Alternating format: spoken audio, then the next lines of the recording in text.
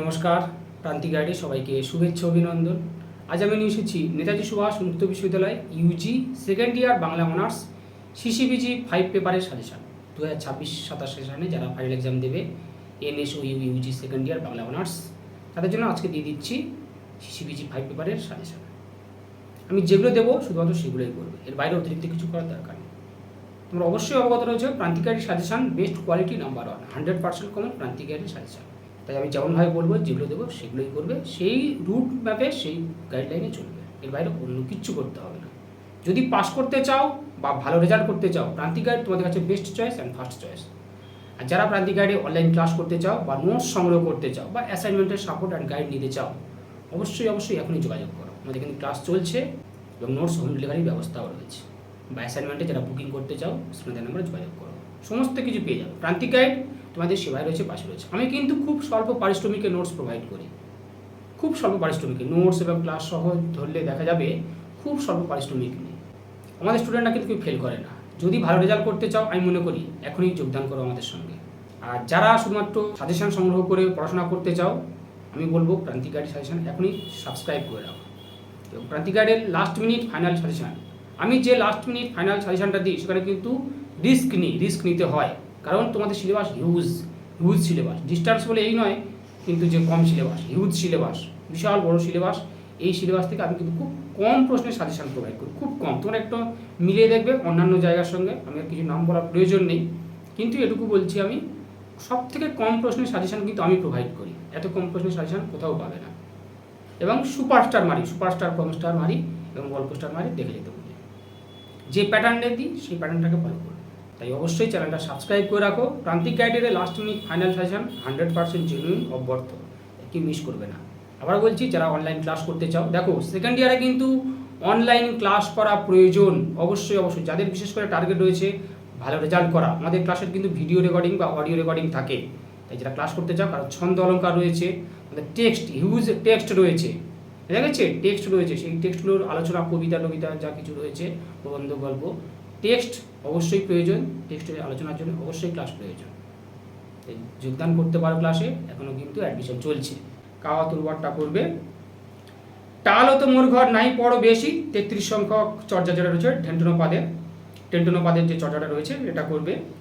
আর চাটিলাপার একটা পদ আছে 5 নম্বর সংখ্যা, ভবনী গহনা গম্ভীর বেগে বাহি দুয়ান্তে চিখিলে মাঝেনো থাকি, অর্থাৎ 1, 33, 5 এই 3টে পদ বিষয়বস্তু সহ আলোচনা মোটামুটি মুখস্থ করে রাখবে। সে 10-এ আসুক বা 5-এ আসুক, আসবে মোটামুটি। আমি তো লাস্ট মিনিট ফাইনাল সাজেশন দেবো, সেখানেও কিন্তু এটা পাবে।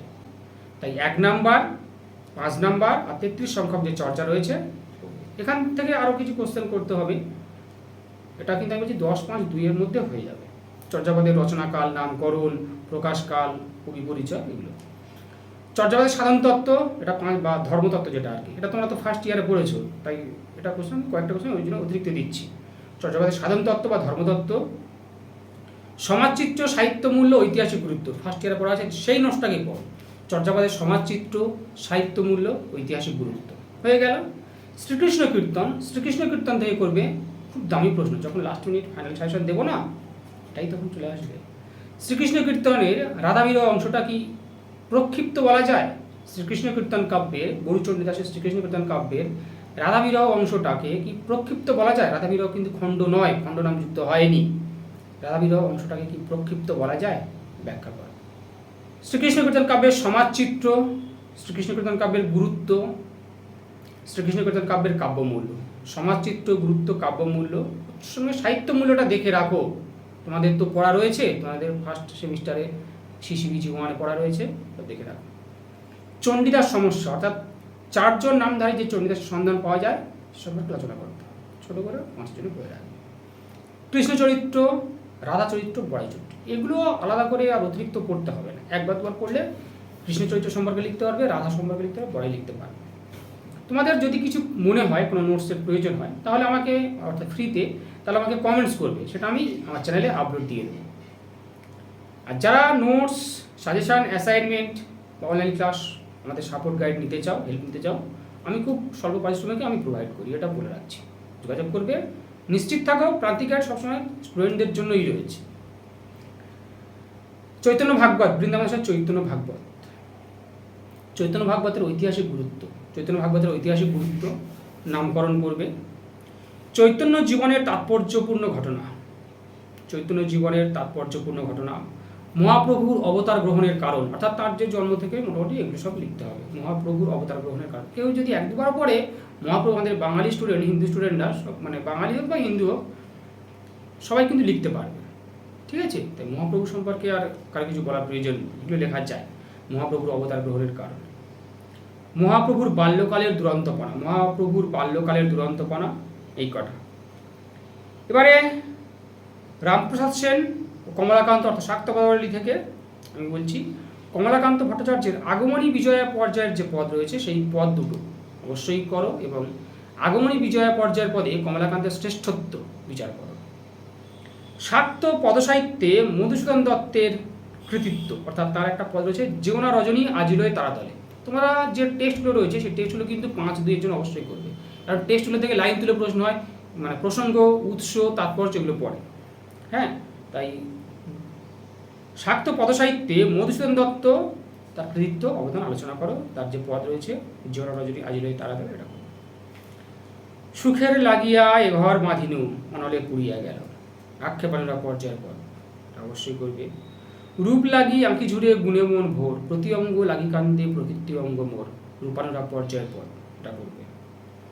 নিরদ নয়নে নির্ঘন সিঞ্চনে পুলক মুকুল অবলম্ব, শ্বেত মকরন্দ বিন্দু বিন্দু চিয়ত বিকশিত ভাব কদম্ব, গৌরাঙ্গ বিষয়ক পদ, এটা করবে। ভবিষ্যৎ কণ্টক গাড়ি কমলসম পদতল মঞ্জির চিরহি ঝাঁপি, গোবিন্দ দাসের এই পদটা করবে। অর্থাৎ এই পদে অনুযায়ী কবি কৃতিত্ব ঘুরিয়ে আসে, এই পদে তাৎপর্য, মানে একটা নোটস মুখস্থ করবে, সেভাবেই করবে, হয়ে যাবে। তাহলে গোবিন্দ দাসের অভিসার, গোবিন্দ দাসের গৌরাঙ্গ বিষয়ক পদ, এই অনুযায়ী করবে। তাতল সৈকত বাড়িবিন্দু সম, বিদ্যাপতির প্রার্থনা পর্যায়ের পদে তার কৃতিত্ব, প্রার্থনা পর্যায়ের পদে বিদ্যাপতির কৃতিত্ব বা এই পদে তাৎপর্য।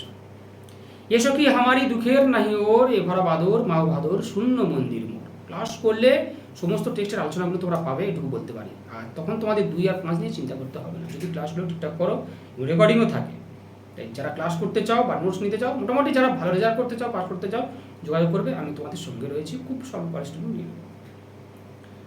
আর ওই অ্যাসাইনমেন্টে কিন্তু ওই 2, 4, 5, 6 আমাদের কিন্তু স্টুডেন্টরা অ্যাসাইনমেন্টে যথেষ্ট ভালো স্কোর করে, 20, 18 এই রকমের মধ্যে বেশিরভাগ ক্ষেত্রে, বেশিরভাগ 20। ফার্স্ট ইয়ারের কথা বলছি আমি, সেকেন্ড এখনো পর্যন্ত অ্যাসাইনমেন্ট তো হয়নি। ফার্স্ট ইয়ার প্রেক্ষিতে বলছি যে সমস্ত পেপারে 20, 1-2 জনের 2-1টা পেপার হয়তো, মানে হিউজ তো পেপার, কারো সোশিওলজি, কারোর ইকোনমিক্স, কারোর পলিটিক্যাল সায়েন্স, মানে জি পেপারগুলো। তাহলে এসো কি আমারই দুঃখের নেই ওর, বিদ্যাপতির মাথুর পর্যায়ে এই পদটা করবে এবং টেক্সটটা করবে। এই গেল।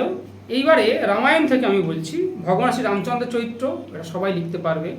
লক্ষ্মণের চরিত্র, রাবণের চরিত্র, দেখো কত সহজভাবে দিয়ে দিলাম, তো এই হিজিবিজি জটিলতায় আমি গেলাম না, একদম সহজভাবে। এবং তোমরা অবশ্যই জানো আমি কিন্তু ওই আলাদা আলাদা নোটস মুখস্থ করতে বলি না, কবিতা গল্প থেকে সব একটা করে নোটস। এবার একটু লেখার কোয়ালিটিটা যেন নিজের থাকে, নিজের সেই যেন বোধ বুদ্ধিটুকু থাকে যে কোশ্চেনের প্যাটার্ন অনুযায়ী লিখ। আমি ধরো অভিসার পর্যায়ের পদটা পড়লাম, তাহলে ওই পর্যায়ের গোবিন্দ দাসের কৃতিত্ব সেই অনুযায়ী, তাহলে কোশ্চেন অনুযায়ী লিখবো যেমন বলবে, বুঝে গেছে? কোশ্চেনটাকে বুঝবে, রিয়েলাইজ করবে। ভগবান শ্রী রামচন্দ্রের চরিত্র, লক্ষ্মণের চরিত্র, রাবণের চরিত্র, এই 3টে আমি দিলাম শুধু রামায়ণ থেকে। আর লাস্ট মিনিট ফাইনাল সাজেশন তো দেবো, তখন দেখবে এখান থেকে আরও কমবে। এগুলো কিন্তু 10, 5 এবং 2 এর মধ্যেও দিয়ে দিলাম। দেখো সব থেকে কম প্রশ্নের সাজেশন কিন্তু আমি প্রোভাইড করি, কত কম প্রশ্ন দিয়ে দিলাম। এবং এখান থেকে আরও কাটছাঁট হবে, আমি কমিয়ে দেবো লাস্ট মিনিট ফাইনাল সাজেশনে, সুপারস্টার, কমস্টার, অলস্টার দিয়ে দেবো। দিয়ে দিলাম 2026-27 সালে যারা সিসিবিজি 5 পেপারের পরীক্ষা দেবে, NSO Yuji second year Bangla honours, তাদের জন্য এই সাজেশন। আবার বলছি, যারা ক্লাস করতে চাও, নোট সংগ্রহ করতে চাও, অ্যাসাইনমেন্টের সাপোর্ট গাইড নিতে চাও, অবশ্যই স্ক্রিনে আমার যোগাযোগ করবে। খুব স্বল্প পারিশ্রমিকে ফিজে আমি কিন্তু সমস্ত কিছু প্রোভাইড করি।